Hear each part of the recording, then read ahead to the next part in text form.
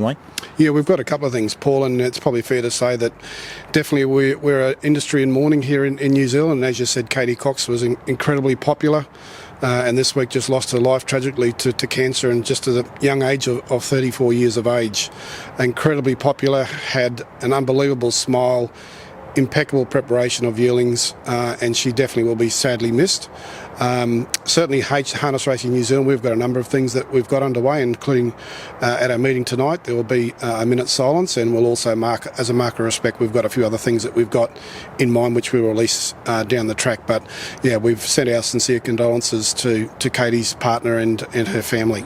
Yeah, I think well done. And as I said, never really got to know her. But yeah, I know she was a very, very popular person, and the outpouring of grief has been unbelievable.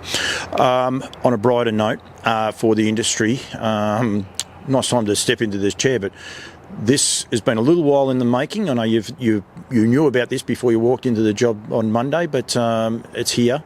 Friday Night Lights, and so many more huge positive news. It is, Paul, and I love the Friday Night Lights concept. So basically what we're going to have in New Zealand every Friday night is a wall-to-wall premium harness racing on trackside one. So every 15 minutes you're going to have a premium metropolitan harness race here in New Zealand. I think it's an unbelievable dynamic. It's great for fans, it's going to be great for spectators, and it's definitely going to drive the wagering growth. I will say, anyone in Australia, I used to give Sky Channel a little bit of a clip because you can't always get them on Sky 2 because it does get very busy in Australia, as you're well aware. Go to get your Sky Active app and go to the harness section, and that is all they have. The 2 Friday night meetings, and they take the trackside crews media once they start talking, and they bring it in, so you don't miss out on anything, and you're able to watch it on the Sky Active app, which is huge. It's fantastic. So it's going to be wall-to-wall harness racing, and basically the concept is that Harness Racing in New Zealand will own Friday nights, and I think that's an unbelievable concept, and I understand the challenges that would present if you try to do that in Australia. Oh, for sure, but I encourage HRV and probably some of the other states. I mean, they're going to be racing predominantly in Melton and Geelong on the Friday nights. Get on board. Yeah. Get involved. Don't stifle your thinking. Albion Park at the Creek, start earlier and get involved in this, especially through the winter months, and make it harness racing. Let's take a little bit of ground back. I think you're right, Paul, and you have to try things, and if it doesn't work, stop it and try something differently. And I think that's the one thing that we have to drive is continued innovation. And I think, if you look across various areas today, if the industry is stalling, it's usually because of a lack of innovation. Yeah, and lack of thinking and forthright, and that's why I do love the Kiwis. They're always thinking. The races like the Grins, the Tab Trot, those innovative races. You're going to announce a couple more in a minute. I've got no doubt about that as well. But definitely thinking outside the square. Before we get on to those, premium #1 race meeting above all else, and I don't care what anyone back at HRA or Harness Racing anywhere says. Look at the smirk on your face because you're turned as well. New Zealand Cup, second Tuesday in November. It stays. It's the start of the Grand Circuits where people can put their races wherever they want, but don't move this race. And now it's got a massive increase. It has, Paul, and you're right. I mean, that day could attract between 15 and 20,000 people, which is unbelievable. And I guess what we're looking to do now is to build it out into more of a carnival, and it might look similar to a Constellations carnival. I'm not quite sure yet, but we will build it out as an even bigger carnival. So the New Zealand Cup, Trotting Cup this year will be worth $1 million. So it's gone back to where it was 15 years ago. And not only that, we'll also be making some changes to Show Day, which is on the Friday, which is traditionally a day meeting. So it will be a twilight meeting. And on that card alone will be $2.2 million worth of stakes. As well. So the New Zealand Trotting Cup, which is for the Pacers, because I'm going to make another comment in a sec, but it's for the Pacers. Goes to $1 million. As you said, it was once there and it's going to stay there. This is a 3-year project at the minute, so hopefully in 3 years' time it only goes higher, but that in itself is awesome, and it is the premier harness race, I think, in the Southern Hemisphere. It's stood the test of time. It's a great standing start event, but that's a sore point for a few people, but it is just an amazing race. But it's a brilliant day, and it's a great week as well. I was blown away the first time I came, and I just look forward to coming every year now. Yeah, look, Paul, and I've actually had a horse run second in the New Zealand Cup many years ago. Yeah, to Flashing Red. I don't think any horse would have beaten him that day, but I've never actually been to a New Zealand Cup. But I know, when people found out that I was coming over here, there's so many people that wanting to come over and visit it for the first time and probably want to stay at my motel. So I would expect a rather large influx from Queenslanders. I know some have already booked their accommodation and flights. So I would love to think that we could give that 20,000 number a real good nudge this year. You talk about Queensland right at the minute, they've got their Winter Carnival on, they're embracing the trotters. Harness Racing New Zealand, they've embraced the trotters too. The Dominion handicap has gone from $100,000 to $400,000. Now, I know there's a sneaky little best trotter in the Southern Hemisphere at the minute that was already eyeing it off. This might well and truly tip them over the edge. I think so. Yeah, I think it's if that's not a big enough carrot, I don't know. I don't know what is. But yeah, look, it's probably fair to say when we looked across the card and the funding here in New Zealand, it was apparent that the trotters were underfunded. So part of the announcement that we're making will be a significant increase to funding of the trotters, and it includes the significant increase to the Dominion race. Yep, which is exciting. I think there's 2 slot races, is that correct? Yeah, so on show day we'll be launching 2 new 3-year-old slot races, both for $500,000. The one will be for 3-year-old pacers and the other one will be for 3-year-old trotters. So hence that adds into the $2.2 million that we'll be running for on show day.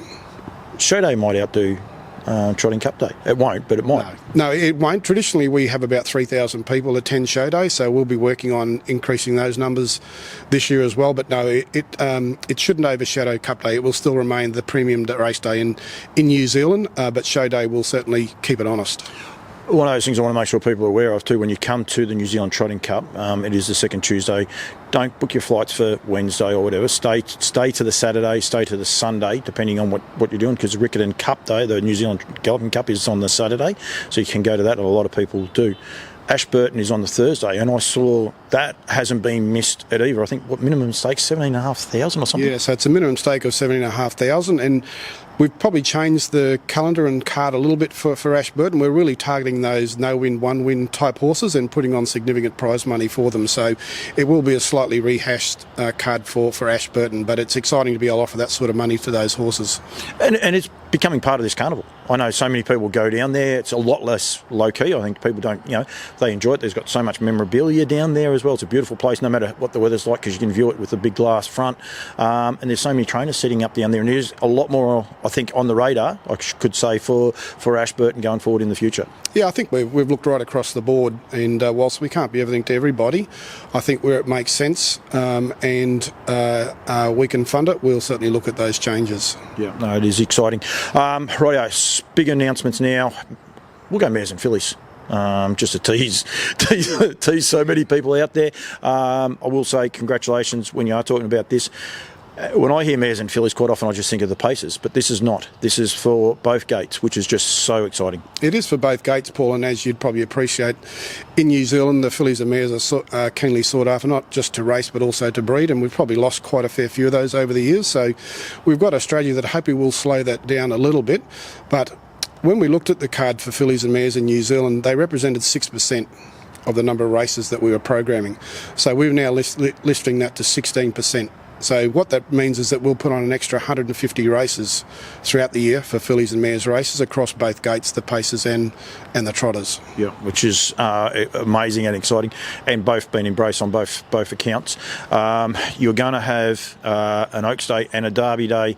I'm going to go late December. I think, early December, I think. Yeah, it is early, and all of those races will get a solid increase in prize money as well. I think the Derby, the Trotting Derby, is up to 200,000 from 110, and the Oaks goes to 140 from 110. Right. Yep, no, that's exactly right. So really good, meaningful increases. And they'll be the fillies on the week before, and then the boys later, which will give the fillies that opportunity if they're good enough to get in the field, which is always a little bit of conjecture, I suppose, when you've got a horse like Bet and Win who didn't get in it last year.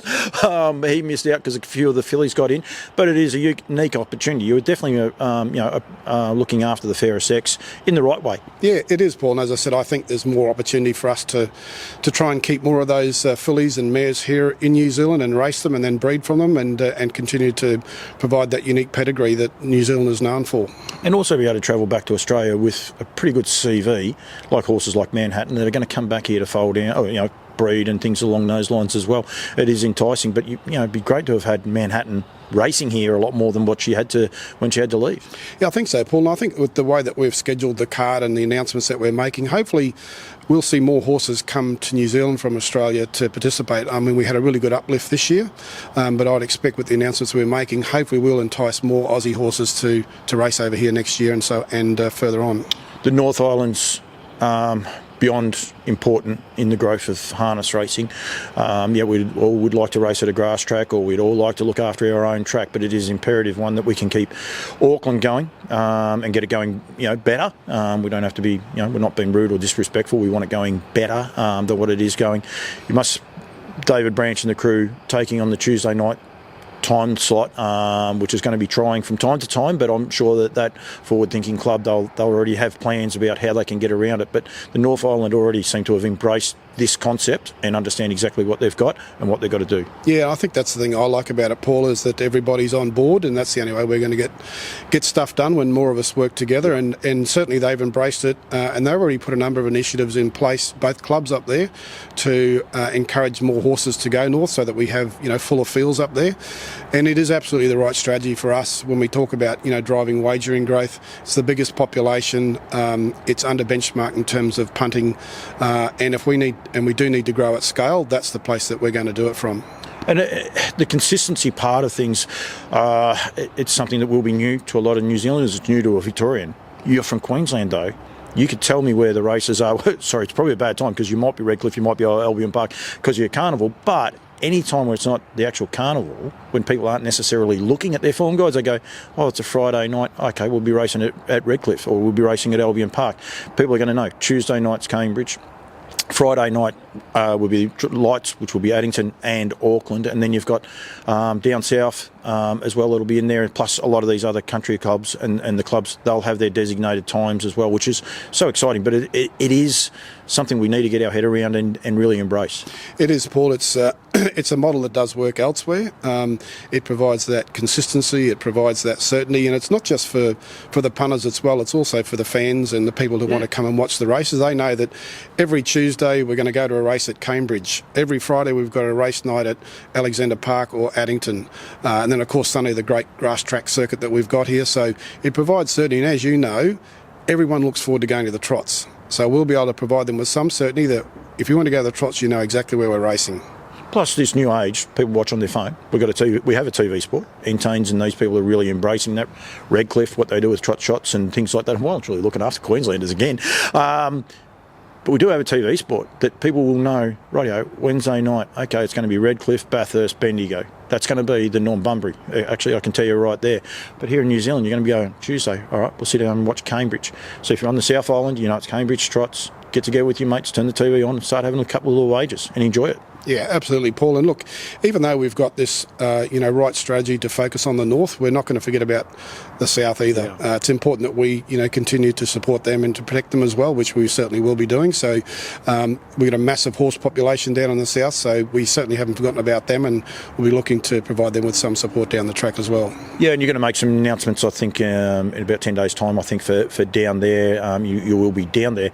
Pretty exciting. When I was talking to Diamond Creek a bit earlier on this year, they're setting up in the Southern Hemisphere. They're already sending 2 horses down to Arden Lodge. So pretty exciting when you can get people from North America and they can see that there are issues, but they can also see that there's a way out. These sorts of announcements would be so good for Adam Bowden and the Diamond Creek crew. But well done to Harness Racing New Zealand. That's so exciting. And anyone breeding and scratching their heads sometimes and thinking, what are we doing?